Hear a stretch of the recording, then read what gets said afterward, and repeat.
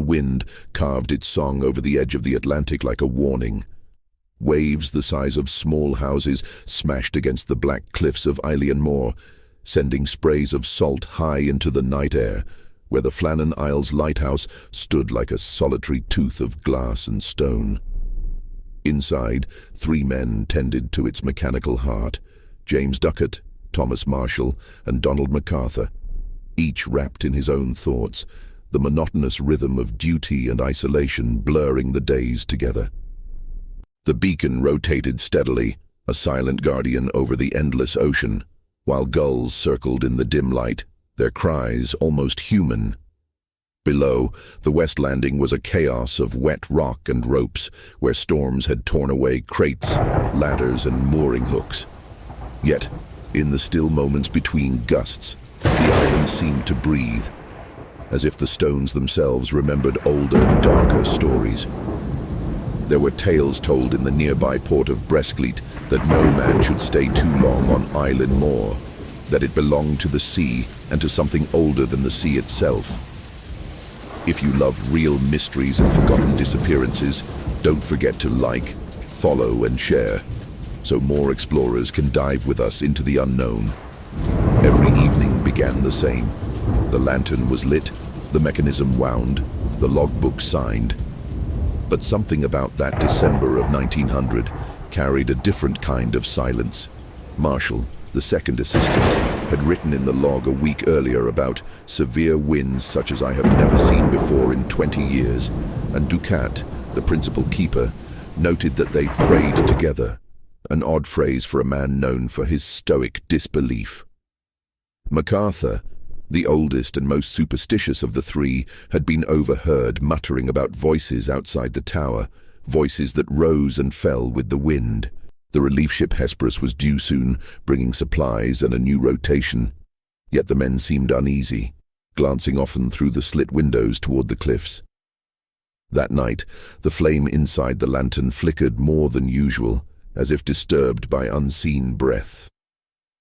The weather report promised another storm, but none of them could have guessed how the island itself would soon fall silent, its light extinguished, its keepers swallowed by legend. Isolation on Eilean Mòr was not a simple absence of people, it was a presence with its own weather. It pressed in through the masonry and the lantern room like damp, like an invisible fourth keeper who listened and never spoke, who watched the men's routines and tallied their errors with a patience older than books. James Ducat, practical to the marrow, fought it with work. A ledger's worth of inspections, the careful calibration of the clockwork, the precise laying of wicks in a sailor's neatness. Thomas Marshall kept it at bay with observation, noting clouds, wind directions, the sound of the swell in the cave mouths below, the way the birds turned their heads toward something unseen, as if reading it off the horizon. Donald MacArthur, who had seen fights in mainland taverns and funerals in quiet kirks, fought it with talk, stories of second sight and corpse candles, unfinished tales that curled like smoke into the kitchen alcove where tea went cold. They were 3 separate answers to the same question. What do men do when the world narrows to a ring of rock and a single light, and the days are scraped thin by the same tasks, the same little sounds? The storm's first heralds began with a breathing shift in the air. A new iodine tang, a low groan from a swell finding a deeper chamber beneath the island.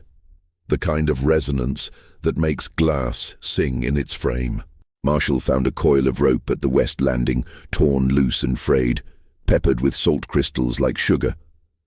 Ducat said nothing, but he bent the rope between his hands and felt, in its softened lay, a history of strain. When night came, black and lidless, the men took their stations, each listening to the island speak beneath them, each pretending the other 2 had not heard the same things. Wind arrived not as a rush but as a decision, as if some far-off gate had been opened and the Atlantic permitted to name itself.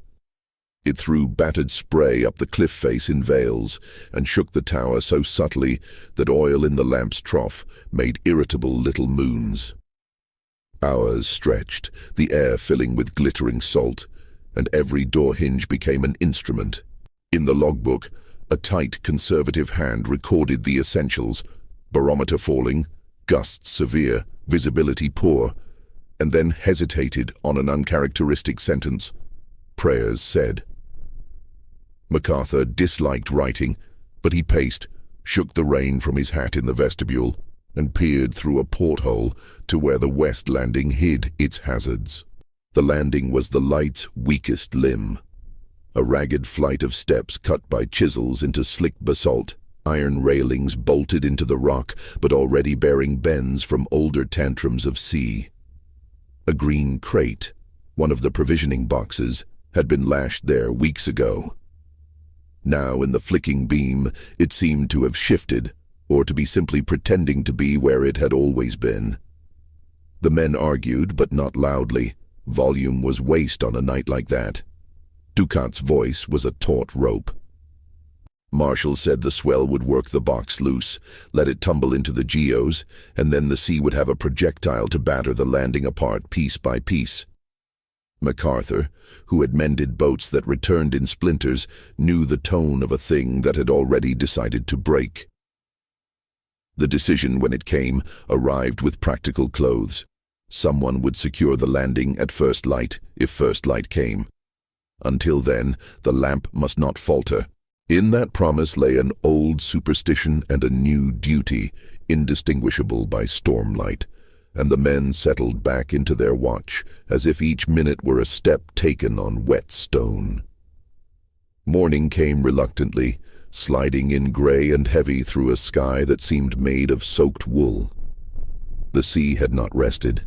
It pulsed and breathed against the cliffs in endless convulsion, and the air carried that metallic scent of lightning that lingers even when no storm remains. Marshall was the first to rise, his boots echoing faintly in the stairwell as he climbed to the lantern room. Through the salt-blurred glass, he could see the west landing far below, or at least the place where it should have been. The sea had scoured it raw. Crates had vanished, ladders twisted, the iron railing hung out over nothing like the ribs of a shipwreck. Ducat joined him silently, eyes scanning the same place, each of them measuring the damage not just in loss of material, but in the sheer force required to undo so much metal and stone. MacArthur brewed tea below, muttering prayers he would later deny. When he called them down to eat, the men moved mechanically, not speaking much. They knew there was no question of waiting for the Hesperus. That ship would not reach them for days, perhaps longer, if the seas stayed this way. They would have to secure the landing themselves before more of it vanished. The wind hummed against the door like a creature asking to be let in. The lighthouse seemed to flex under its own weight, its stones grinding with fatigue. For the first time, Ducat glanced toward the west stairway and hesitated, as though calculating not only distance, but omen. By midday, the storm had loosened its grip enough for them to risk going outside. The men dressed for battle, not work, heavy oilskins, caps pulled low, ropes slung across their shoulders like harnesses. They descended the narrow path toward the landing, their boots scraping over black basalt slick with foam. The waves were smaller now, but unpredictable. Some broke far below harmlessly, while others clawed upward as though determined to reach them. The wind roared through the gullies in long, wordless vowels, making conversation impossible. MacArthur lagged behind, his hand constantly at the small brass crucifix around his neck. When they reached the west landing, the damage was worse than expected. The storage crate had burst open, scattering shards of wood and bits of rope like bones. One of the iron railings was bent outward at an impossible angle, suggesting a force greater than mere surf. Ducat knelt beside a torn patch of turf where something heavy had been dragged. Marshall gestured toward the cliff face, where the rock bore gouges, deep and parallel, as if clawed by something immense. They exchanged glances, neither wishing to give shape to the same thought. They worked silently to resecure the remaining crates, driving new bolts into the stone, hammering in the howl of the wind. Hours passed. As they climbed back up toward the lighthouse, MacArthur paused once more to look out to sea. The horizon was unnaturally smooth, a vast grey sheet with a faint shimmer that moved beneath its surface, like something breathing. He blinked, and it was gone. But the feeling lingered, as though the island had been seen and would not be forgotten. That night, the logbook recorded the barest summary. Repairs attempted, damage extensive, weather unsettled, sea unnatural. The handwriting was Duckett's, steady and spare. Yet beneath it, someone else had drawn a faint mark. 3 parallel lines, uneven, almost like scratches. None of the men mentioned it. The lamp burned through the night as always, sweeping its long arm of light across the black water, illuminating nothing. Inside, the keepers spoke in low voices over cold stew, the rhythm of their talk more important than the words. MacArthur claimed he heard a knocking within the walls earlier that afternoon, slow, deliberate, as if from the hollow heart of the rock itself. Marshall dismissed it as the echo of waves striking the sea caves below, but his tone lacked conviction. Duckett stared into the lamp flame until his reflection warped and shimmered in the glass, like a face seen through water. When the wind rose again around midnight, it carried an odd undertone, not the usual moaning of air through stone, but a cadence, a pattern almost like speech. Each man froze for a moment, listening. Then the moment passed, replaced by the ordinary roar of the storm. They did not speak again for the rest of the watch. Outside, the sea erased its own tracks, grinding stones together in the darkness. Above, the light turned, patient and merciless, as if searching for something to illuminate. In the days that followed, isolation began to bend perception like heat above a flame. The men kept their routines, lighting the lamp, maintaining the clockwork, cleaning the lens. But the intervals between tasks stretched longer, more uncertain. Duckett noticed he could no longer tell the hour without checking the chronometer. Marshall complained that the horizon seemed to shift, the island appearing to move closer or farther from the mainland depending on the hour. MacArthur stopped shaving, claiming that his reflection in the small tin mirror no longer matched the angle of his own eyes. The 3 men's tempers frayed in silence. When they did speak, it was often about small, useless things. Whether the next supply boat would bring more tobacco, or if the seals nesting on the northern rocks would survive the winter. Yet beneath every word was an unspoken awareness that something had changed in the rhythm of the place itself. The cries of the seabirds grew fewer each day, and their absence made the silence unbearable. One evening, when the fog rolled in thicker than any of them had seen, the sound of a bell reached them from the sea. Faint, distant, rhythmic, like a buoy swinging in the current. But there were no buoys near Eilean Mòr, and the sound kept time with their own pulse until each man, separately, realized it had not come from outside at all. The fog that blanketed Eilean Mòr that evening was not a passing mist, but a thing alive. A slow, breathing creature that rolled over the island, swallowing sound and space alike. The men could not see more than an arm's length beyond the windows, and the beam of the lighthouse itself, once a proud spear of light, now seemed absorbed by the whiteness, vanishing mere feet from the lantern room. Ducat, ever the practical one, checked the mechanisms, convinced something had gone wrong with the lens. But it was not the light that had weakened. It was the world that had changed. Outside, the fog pressed against the glass as though it had weight, and the sea's voice had become strange. It no longer crashed or howled, but whispered, a low, continuous murmur, like voices reciting an unfinished prayer. MacArthur crossed himself and muttered that the fog carried souls, the drowned, the lost, the forgotten, wandering between storms. Marshall laughed, but the sound was hollow, nervous. He said the sea made every sound men feared, if one only listened long enough. Still, when they descended to the kitchen for supper, the knocking returned. Slow, measured, coming from beneath the floor this time. Ducat lifted the trap door that opened onto the supply chamber below, but the sound stopped the instant he did. He leaned down into the dark and called out, but his voice came back changed. A second echo layered over the first, like someone repeating him a heartbeat too late. They shut the trapdoor and bolted it, each pretending it was only the sea again. Yet later that night, when the fog finally thinned, the men saw movement on the west landing, the faint silhouette of someone standing by the railing. Ducat raised the lamp, heart pounding, but the figure dissolved as though made of the very mist itself. Still, in the disturbed air, the smell of wet wool lingered. By dawn, all three men were silent. None wished to speak of the figure, nor admit that each had seen it move differently. Ducat swore it had been a man, Marshall said it looked like a lantern swinging on its own, and MacArthur insisted it had turned its head and looked directly toward the tower. The morning light offered no comfort. The sea had gone flat and glassy, a deceptive calm that reflected the pale sky like the surface of a mirror. The air was cold enough to bite through clothing, yet no frost formed. Marshall returned to his logbook, his handwriting uneven now. Unusual calm after storm. Air heavy. Feeling of being observed. Below that, another line appeared, one none of them remembered writing.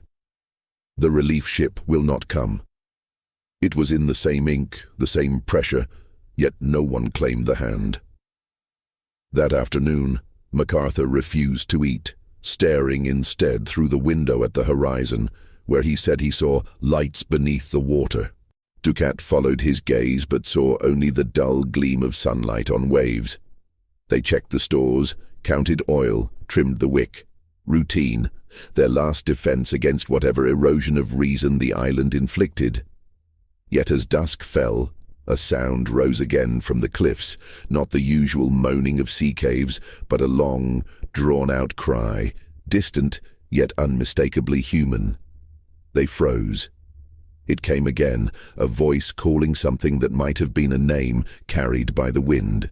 Marshall grabbed his coat, but Ducat held him back. The tide was high, the rocks slick, and no man could survive that descent at night. Still, long after they barred the door and forced themselves to lie down, the sound persisted. A voice neither wholly outside nor inside, rising and fading with the heartbeat of the sea until sleep or something like it claimed them. The next morning came without sunlight, just a dull, silver glow that seemed to seep from the fog itself, soft but directionless. The air smelled faintly of iron and seaweed, and a strange hush had fallen over the island, a silence so profound that even the breakers seemed to hold their breath. Marshall woke first and found the kitchen door ajar, the heavy iron bolt drawn back. No one remembered unlocking it. He checked outside, calling for Ducat and MacArthur, but there was no answer, only the creak of the wind against the boards. When he reached the main path leading down toward the west landing, he stopped cold. Footprints, 3 sets, led away from the tower, pressed deep into the damp soil. They overlapped in places, converging near the edge where the path disappeared behind the slope. Marshall followed them as far as courage allowed, his boots crunching in the frost. The prints ended abruptly at the cliff's edge, as though the men had simply stepped into air. The sea below was impossibly calm, like a mirror stretched across eternity. There were no signs of a struggle, no discarded tools, no loose rocks disturbed by a fall. Just the prints, vanishing. He stood there for a long moment, staring into the mist until a faint flicker of light appeared far out at sea, a small rhythmic pulse, the way a lantern would look if carried by someone walking just below the surface of the water. It vanished before he could call out. When Marshall returned to the tower, Ducat and MacArthur were there again, pale and silent, as if they had never left. Neither spoke of where they had been, and when he asked, Ducat only said, "We thought we heard someone knocking." That night, the storm returned, sudden and furious, striking with no warning. The wind howled against the lighthouse like a living thing, shaking its very foundation. The flame in the lantern hissed and guttered, threatening to die. MacArthur was at the stairs, shouting something about the west landing again, that they had left ropes unsecured, that if the sea took them, the entire mechanism could fail. Ducat ordered him to stay inside, but MacArthur had already pulled on his coat. Marshall lunged to stop him, but the door blew open under the weight of the storm, slamming both men backward as MacArthur disappeared into the rain and darkness. Ducat swore, grabbing a lantern, and followed, leaving Marshall to man the light. Time became a blur of noise and motion, the pulse of the lamp, the shriek of wind through the cracks, the hollow boom of waves against stone. Minutes passed, or maybe hours. When Ducat returned, he was alone. His face was grey, his oilskin torn, and his hands trembled so violently he could not speak. Marshall demanded to know what had happened, but Ducat only said, "He's gone. The sea took him." They locked the door and barred it against the wind, but the sound that came after, 3 heavy knocks, slow and deliberate, echoing from somewhere deep within the base of the tower, made both men freeze. The knocks came again, then stopped, replaced by the faint rhythm of the lantern above them turning, turning, turning. Neither man slept that night, and when dawn broke, the sea was calm once more, as if nothing had ever happened. Morning revealed an island scrubbed clean by violence. The storm had retreated without a trace, leaving a glassy stillness that felt less like peace and more like aftermath. The air carried the tang of ozone, and fine threads of sea salt clung to every surface, glittering faintly in the thin light. Ducat moved through the rooms like a ghost, unable to stop his hands from shaking. His coat, still damp from the night before, hung near the hearth, dripping onto the flagstones. MacArthur's boots remained by the door, their soles caked with dried salt, a reminder of absence more haunting than blood. Marshall climbed the spiral stairs to the lantern room, half expecting to find the great lens shattered by the storm. But the machinery stood perfect, ticking in patient rhythm as if mocking his fear. He leaned against the cold glass and stared out toward the west landing. From here, the path looked harmless, almost welcoming, its stones washed clean. Yet he could see something lying near the edge, a length of rope tangled in the iron railing, whipping lazily in the breeze. It looked like it had been torn in half. He wanted to believe that MacArthur had slipped, that the sea had simply claimed him in a fit of bad luck. But somewhere deeper, beyond the reach of reason, Marshall sensed something else had called him, that same slow knocking they had heard in the walls. He descended, trying to shake the thought loose, but as he reached the base of the tower, he realized the sound had returned, faint, rhythmic, coming this time from behind the pantry door. When Ducat forced it open, there was nothing inside, just darkness, and the smell of wet earth, as though the sea had somehow breathed there in the night. They sealed the pantry door with boards and nails, working in silence, each strike of the hammer echoing through the tower like a heartbeat. By afternoon the air had grown heavy again, the kind of pressure that made every breath feel shallow. Ducat sat at the table, staring at the untouched plates of food, and asked without looking up, "Do you ever think we're the ones being watched, Tom?" Marshall didn't answer. He was writing in the logbook again, trying to keep time steady by the act of writing, but his words had begun to betray him. Dates slipped, sentences repeated. When he read back, he found phrases he didn't remember setting down. The light turns of its own accord. The sea speaks through the stones. We are not alone here. His pulse quickened, and he shut the book hard, as though to trap the words inside. Outside, the fog began to crawl back, thicker than before, wrapping the island in a blind cocoon. Ducat lit the lamp early, even though daylight still clung weakly to the horizon. As the flame caught, Its reflection fractured into hundreds of tiny shards on the glass, and for a heartbeat, Marshall saw 3 figures standing beyond the window, motionless, their faces indistinct, staring inward. He blinked, and they were gone. The fog pressed closer, swallowing the tower. Somewhere below, something scraped against the door. Not the wind this time, but a deliberate drag of metal over stone. Ducat reached for his revolver, though what he expected to find, neither could say. The lighthouse, once their refuge, now felt like a cage suspended above the endless breathing dark. The hours bled together until time itself seemed to lose its boundaries. The light continued its rotation, casting long, sweeping arcs through the fog, carving momentary tunnels of visibility before vanishing again into grey. Inside, the air had turned damp and close, thick with the smell of oil and salt. Ducat and Marshall spoke little, their voices rough from disuse and fear. The pantry door remained boarded, but sometimes at night they both heard movement from behind it. Not the steady rhythm of waves, but the subtle scrape of something shifting against the wood, patient, waiting. Marshall stopped writing in the log altogether.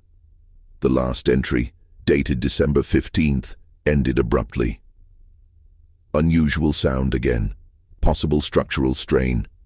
Must inspect landing. But there was no inspection that day. The storm outside never broke, only deepened, growing heavier without rain, darker without true nightfall. The men lived by the light of the lantern and the ticking of the clockwork, marking hours by sound alone. On the 3rd night, as the fog churned like a living sea around the tower, Ducat woke to the sound of footsteps on the stairs. Slow, deliberate, climbing toward the lantern room. Thinking it was Marshall, he called out, but there was no answer. The steps paused just outside his door, and he swore he saw a shadow pass beneath the threshold, lingering, and then moving away, upward, toward the light. When he burst from the room moments later, revolver in hand, the stairs were empty, but the lamp above burned brighter than ever, flaring against the fog like an open wound. Marshall found Ducat standing in the lantern room, motionless, staring into the blaze. The glass of the lamp reflected his face 100 times, each expression slightly wrong. One smiling faintly, another grimacing, another with its mouth open as if mid-scream. "It's calling," Ducat murmured, his voice brittle. "Don't you hear it?" But Marshall heard only the wind, the groan of the tower as the storm pressed its weight against the stone. He reached out to pull Ducat back, and in that moment the light flared again, brighter than the sun, washing everything in searing white. He stumbled backward, blinded. When his sight returned, Ducat was gone. The lantern still turned, unbothered, steady in its rhythm. There were no footprints, no sign of struggle, no open doors. Only the faint smell of salt water and burnt metal, as if the sea itself had reached up and taken him. Marshall staggered down the stairs, calling his name, his own voice echoing back at him from impossible angles. Sometimes ahead of him, sometimes behind, sometimes from beneath the floorboards. Panic clawed its way through his chest. He locked every door, shuttered every window, and sat in the kitchen with his back against the wall, clutching the revolver. Outside, the fog pulsed like a living thing, and the beam of the lighthouse swept endlessly across an empty ocean. When the light reached the cliffs, for an instant, it illuminated 3 figures standing side by side on the west landing. One of them, unmistakably, Ducat. Marshall closed his eyes. When he opened them again, the landing was empty, and the fog had swallowed the world whole. For 2 days, or perhaps longer, time had become unmoored. Marshall survived on habit alone. He wound the mechanism each morning, trimmed the wick, checked the stores though he no longer ate. His world shrank to the circle of light that the lantern painted on the ceiling and to the rhythmic click of the machinery that sounded more and more like a pulse. He kept speaking aloud, not to himself but to the walls, to the silence, to whatever listened. "Ducat," he said once, "if you're out there, give me a sign." The fog pressed closer in response, drumming against the windows like soft rain. When he went to the observation slit to look outside, he saw the sea rolling black and slick beneath the cliffs. Something floated just beyond the rocks, a shape that might have been a seal or a man's coat, but when the beam of the light swept over it, the object sank straight down, leaving only rings that shimmered faintly before vanishing.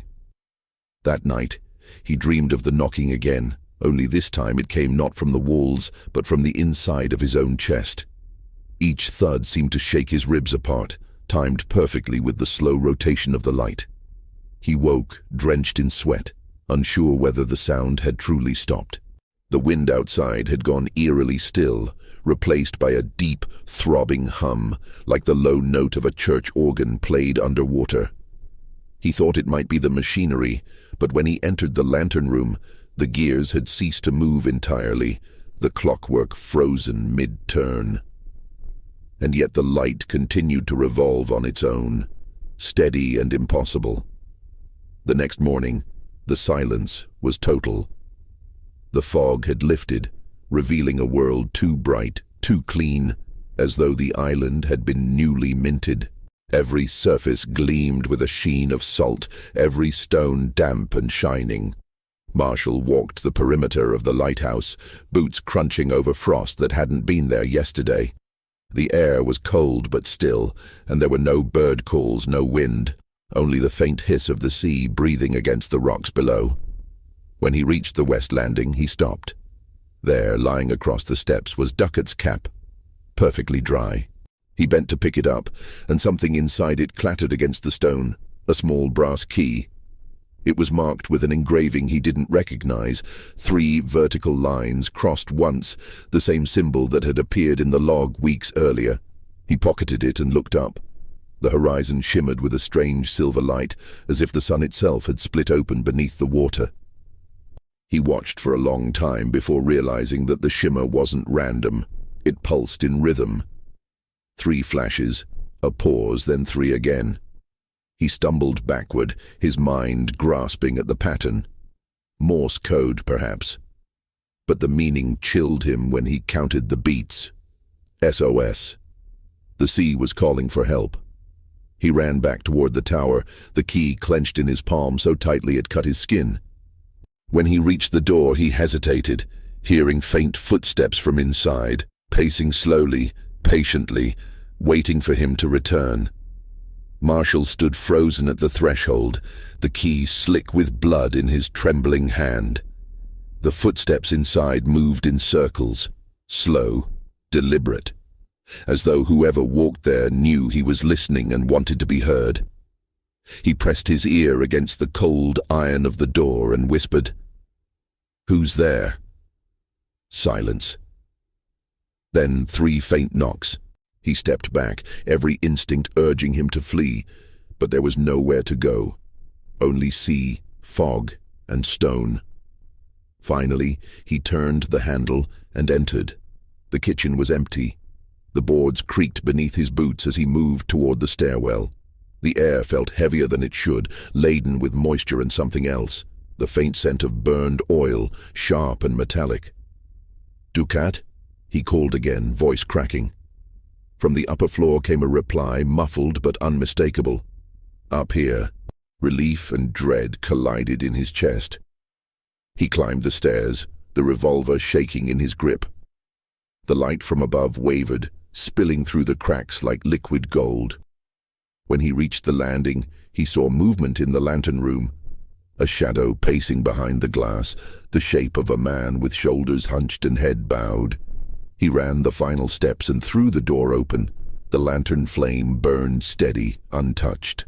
The room was empty, yet in the reflection on the glass, he could still see the figure standing behind him, motionless.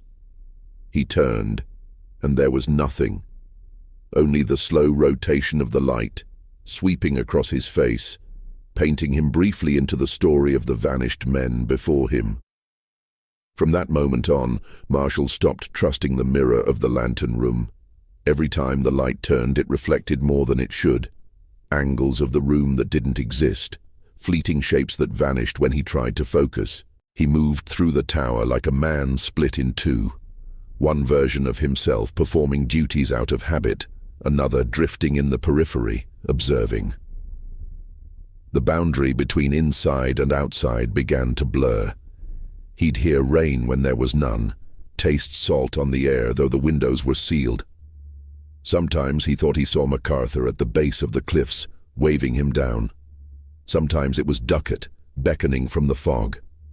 The isolation had gone past madness. It had become communion. The sea wasn't just surrounding the island, it was speaking through it, through him. On the night of December 26th, he wrote his final entry, each word trembling on the page. The light turns without my hand. Something comes in the fog. They are calling me to the shore. He left the logbook open and descended the stairs slowly, the brass key glinting in his palm. When he reached the door, it was already unbolted as though waiting. Outside, the wind was perfectly still, and the sea below glowed faintly, pulsing in time with his heartbeat. He walked down toward the west landing, every step echoing the ones he'd sworn to avoid. Somewhere behind him, the lighthouse hummed to life again, the lens turning, the light sweeping out across the void, searching for the man who would never return. On the morning of December 26, 1900, the relief ship Hesperus cut through the waves like a blade of dull steel. Its crew braced against a sea that seemed reluctant to let them near Eilean Mòr. The storm had spent itself days before, but the ocean still carried its temper. Long, rolling swells that slapped against the ship's hull with hollow finality. Captain Harvey stood at the bow, binoculars fixed on the horizon, searching for the familiar flash of the lighthouse beam. But there was none. The great light of Flannan Isles, the guardian of that treacherous stretch of Atlantic, was dead. No light for 5 nights, one sailor muttered. The captain said nothing, only tightened his grip on the rail. As they approached the landing, a thin fog began to rise, curling over the sea like smoke. The men worked in silence, securing the ropes, lowering Joseph Moore, the relief keeper, into the small boat that would take him ashore. The rowers pulled hard, their breaths visible in the cold air. When Moore's boots touched the landing, the first thing he noticed was the unnatural stillness. The island should have been alive with sound, gulls, waves, wind, but instead, it was wrapped in a silence so heavy it pressed against his ears. The flagstaff was bare, no signal raised. The entrance gate was closed but unlocked. When he reached the tower, the door opened easily beneath his hand, as though someone had only just gone inside. "Hello?" he called. His voice echoed, and for a moment it sounded like someone answering him from the top of the stairs. But when he climbed, the echo did not repeat. Moore moved through the rooms of the lighthouse with the methodical calm of a man trained for solitude, but something about the air here was wrong. Stale, as though it had not been breathed in weeks. The kitchen table was neatly set, plates and cups arranged for a meal that had never been eaten. Bread sat half-sliced, a chair overturned beside it. In the corner, one of the oilskins still hung on its peg, but the other 2 were gone. Upstairs, the beds were unmade, the sheets cold to the touch. The logbook lay open on the desk in the lantern room. The last entry dated December 15th. Marshall's handwriting, small and tight. The ink blotted, as though written in a hurry. Moore read the words aloud, his voice low. "Sea calm, God is over all." He turned a page, but the next sheet was blank. When he looked up, he caught his own reflection in the glass of the lantern. Pale, drawn, eyes wide, and for a moment he thought he saw someone standing behind him. He spun around, but the room was empty. Outside, the Hesperus sounded its horn, a long, low note that rolled across the fog like a funeral bell. Moore descended the stairs quickly, calling for his captain, his footsteps echoing in triplicate as though more than one man followed him. When Harvey arrived, they searched the entire island, the storehouse, the chapel ruins, the cliffs. Nothing. Only the empty ocean staring back. When they returned to the tower, Mòr noticed the door he'd left open had been shut again. By the following morning, the investigation had begun in earnest. Captain Harvey ordered the island searched again, this time with precision. Every crevice, every outbuilding, every stretch of cliff examined. Joseph Mòr led the effort, his lantern swinging through the mist as he retraced the steps the missing keepers would have taken. The west landing bore the scars of violence. Iron railings bent outward, as if twisted by enormous force. Ropes frayed and hardened with salt. A wooden crate split neatly in two. The sea below was calm now, mockingly serene. Mòr crouched near the edge, his fingers brushing against the rock where 3 indentations, deep and spaced evenly apart, marked the stone, as though something with claws had gripped it. "Wave damage," one of the sailors said uneasily, but his voice lacked conviction. Mòr said nothing. He climbed higher, his mind echoing with fragments of the log entries he had read. The talk of strange sounds, of prayers said, of something coming in the fog. Near the small chapel ruins at the island's summit, he found a collection of small stones arranged in a circle. In the center lay a rusted lantern, its glass blackened as though by fire. He felt a sudden chill and stepped back quickly, the wind stirring the stones as if disturbed. From the cliff below came a faint metallic tapping, rhythmic, almost musical. He turned, calling out, but the sound stopped. Later, when he reported it to Harvey, the captain merely frowned. "Superstition," he muttered. "The sea plays tricks." Yet that night, as they slept aboard the Hesperus, the tapping returned. Faint, hollow, coming from somewhere beneath the hull. When the report reached the mainland, the Northern Lighthouse Board dispatched Superintendent Robert Muirhead, a man of precision and reason, to conduct a formal inquiry. He arrived within the week, bringing with him fresh supplies and a calm authority the sailors found reassuring. Yet even he seemed unsettled as they approached Eilean Mòr. "That light should be greeting us," he said quietly, staring at the dark horizon. The island looked smaller from the water, almost shy, wrapped in a fine mist that refused to lift. When they landed, Muirhead examined everything with care. He noted that the clocks inside had stopped at the same time, 9:10, though no one could say why. He measured the damage to the west landing, studied the logbook, and cross-referenced weather reports from the mainland. His conclusion was simple. The men had been swept away by a massive wave while securing the landing in a storm. Logical, efficient, tidy. Yet the details gnawed at him. Why had one man left without his coat in freezing wind? Why were the ropes found neatly coiled, as if placed there afterward? And why did the final log entries read not like records of duty, but like a confession? God is over all. That night, as he wrote his summary, Muirhead heard footsteps in the tower above him, pacing slowly, then stopping. He climbed the stairs, lantern in hand, but found only the faint smell of salt water and something else. A lingering impression that he was no longer the first to investigate, nor the last. He closed the log, sealed it, and ordered the lighthouse shuttered. The beam would not shine again for months, but even then, sailors swore they could still see it, a flicker that rose and fell with the tide long after the tower went dark. In the years that followed, the Flannan Isles became more myth than place. A phantom on nautical maps, whispered about in harbours and fog-drenched pubs. Fishermen claimed that on quiet nights, when the sea was mirror-flat, a strange light could still be seen pulsing where the lighthouse stood, though it had been unlit for months. Some said it was the reflection of the moon, others swore it was the keepers' souls maintaining their watch. Songs began to circulate, first in the Outer Hebrides and later across the Scottish coast, mournful ballads about the 3 men of Eilean Mòr. One verse spoke of voices carried by the sea wind, Another warned sailors to never look back when the light is gone. The Northern Lighthouse Board, anxious to quiet superstition, dispatched new crews to inspect the tower yearly, but none stayed long. One replacement keeper, sent in 1901, resigned after a single night, claiming he'd heard footsteps above him when no one else was in the tower.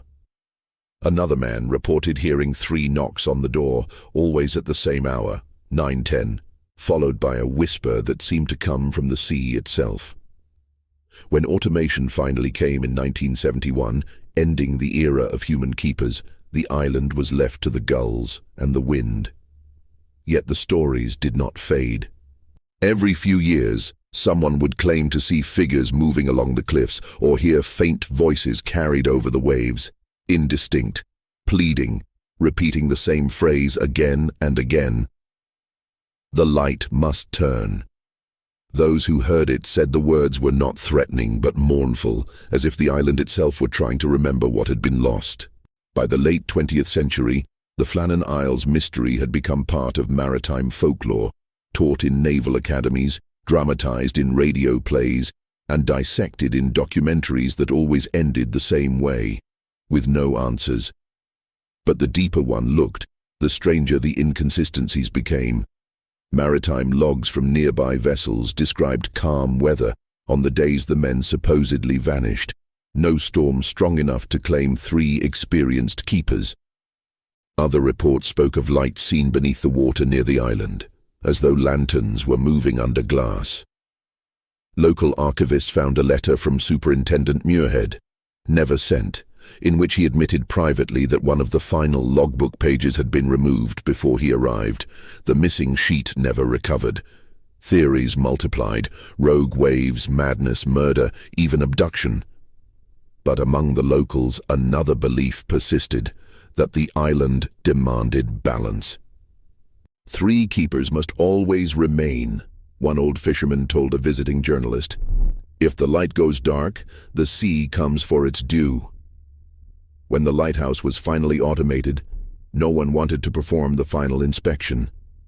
The technicians who did so returned pale and trembling, refusing to discuss what they had heard in the stairwell. And though the new light now runs by machine, passing ships still report something strange. A faint second beam, older and dimmer, that sweeps across the water at irregular intervals. A ghost of the old light, forever turning, searching, waiting for the keepers who never came home.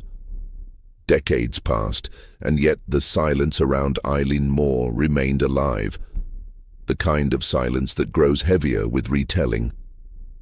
The lighthouse, now fully automated, stood as a monument to both progress and loss, its glass lens gleaming coldly against the restless Atlantic.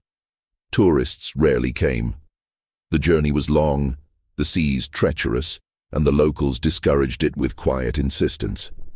But every few years, some curious soul, a journalist, a historian, a skeptic, would make the crossing. Most returned disappointed, finding nothing but wind and gulls. Yet a few came back changed, eyes hollow, words measured. One writer described hearing the sound of boots on the stairs when he spent a single night in the tower, each step perfectly timed, as if invisible men still walked their rounds. Another claimed that when he turned off the automated lamp, it continued to glow faintly, powered by no mechanism he could find.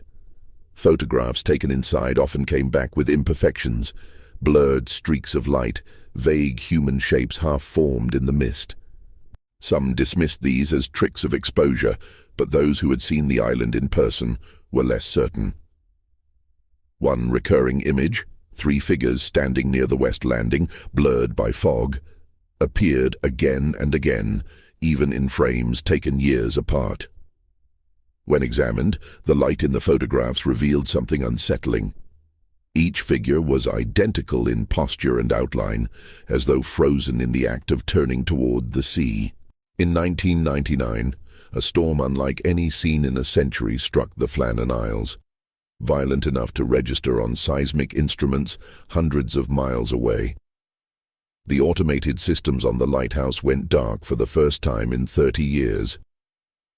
When maintenance crews finally reached the island days later, they found the tower intact, but the generator room was flooded.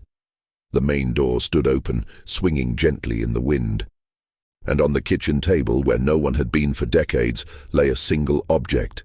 The original logbook, its pages brittle with age. The last entry, written in a trembling hand, was not signed. The light turns again. We are home. Forensic tests later confirmed the ink was fresh, no more than a few days old. The report was quietly sealed, and the island once again closed to visitors. Since then, ships passing within sight of Eilean Mòr sometimes report interference on their radios, faint voices overlapping the static, fragments of weather reports or half-formed sentences. One captain swore he heard 3 names repeated before the signal cleared: Docat, Marshall, MacArthur. Scientists blamed atmospheric distortion, reflections of older transmissions. But on nights when the fog rolls thick across the Hebrides and the sea hums low against the rocks, locals still glance toward that distant, lonely light. They say it flickers once, twice, and then steadies, as if acknowledging the living before turning back to the dark. The modern world has almost forgotten the keepers of Eilean Mòr, their names reduced to footnotes in maritime history. But the sea has a longer memory. Sailors still speak of the Flannan light in lowered tones, claiming it behaves differently from other beacons, pulsing faster when storms approach, dimming suddenly when ships pass too close. In 2012, a research vessel logging oceanic temperature patterns drifted near the Isles at dusk. The ship's instruments recorded a brief electromagnetic anomaly, a field fluctuation centered directly over the lighthouse. The crew later described seeing a pale shimmer surrounding the tower, like heat above asphalt, but cold. Their photographs captured only gray static. That night, one technician woke to find the cabin filled with the faint scent of salt and lamp oil, though all windows were sealed. On the main deck, the emergency light was cycling. 3 flashes, pause, 3 flashes, the same rhythm that once haunted the final keeper. When they returned to port, none of the recordings of that night could be played without distortion. The captain filed no report. Instead, he told a journalist over whiskey that he'd seen something through the fog. 3 men standing where no ground should be. He could not explain it, but his voice faltered when he added, "They looked relieved, not lost." And then he said no more. Today, the lighthouse stands empty once again, its mechanisms humming dutifully, its glass lens sweeping across the endless Atlantic, indifferent to the passage of time. Yet those who listen closely claim to hear more than the wind. At the exact hour of 9:10, when the clocks inside once stopped, a deep vibration hums through the rock, faint but steady. 3 beats, then silence. The island is rarely visited now except by gulls and the occasional maintenance crew who leave quickly before nightfall. But when fog blankets the water and the sea glows faintly from within, fishermen along the outer Hebrides still glance toward the horizon and whisper a quiet blessing. For in those moments the light shifts color, no longer white but a muted gold, flickering as if breathed upon. Some say it's nothing but atmospheric illusion. Others believe it's the keepers, still tending their post, still guarding the passage between storm and shore. Whatever truth hides within the stone and salt of Eilean Mòr, it remains inviolate, sealed by the sea's ancient vow. The waves continue their endless sermon against the cliffs, and the light, eternal, restless, unyielding, turns once more through the fog, bearing witness to the mystery no storm could wash away.